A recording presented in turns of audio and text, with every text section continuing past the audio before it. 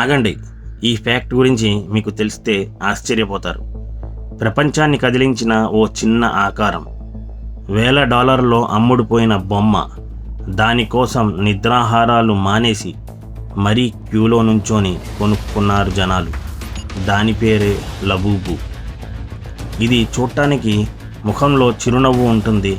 కొందరికి అది క్యూట్గా కనిపిస్తుంది, కొందరికి అది దెయ్యంలా కనిపిస్తుంది.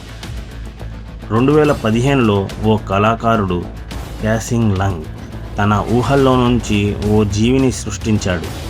2019లో పాప్ మార్ట్ అనే కంపెనీ లబూబు బొమ్మను బ్లైండ్ బాక్స్ మోడల్లో రిలీజ్ చేసింది. ఏ బాక్స్లో ఏ బొమ్మ వస్తుందో తెలియదు. సస్పెన్స్. సాధారణ బొమ్మలు కొన్ని ఉంటాయి, కొన్ని మాత్రం రేర్. వాటి విలువ $1,000.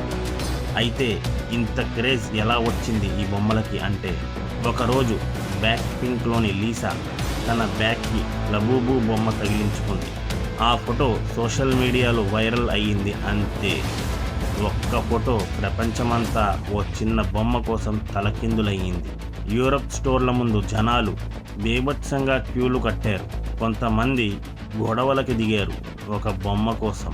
అంతటా ఒకటే మాట, నాకు లబూబు కావాలి. 2 రోజుల తర్వాత రిహానా, బెక్హామ్ సెలబ్రిటీలంతా లబూబుతో ఫోటోలు, రీల్స్, మీమ్స్ చేయడం స్టార్ట్ చేశారు. ప్రపంచమంతా ఇప్పుడు చిన్న బొమ్మల వెంట తిరుగుతుంది.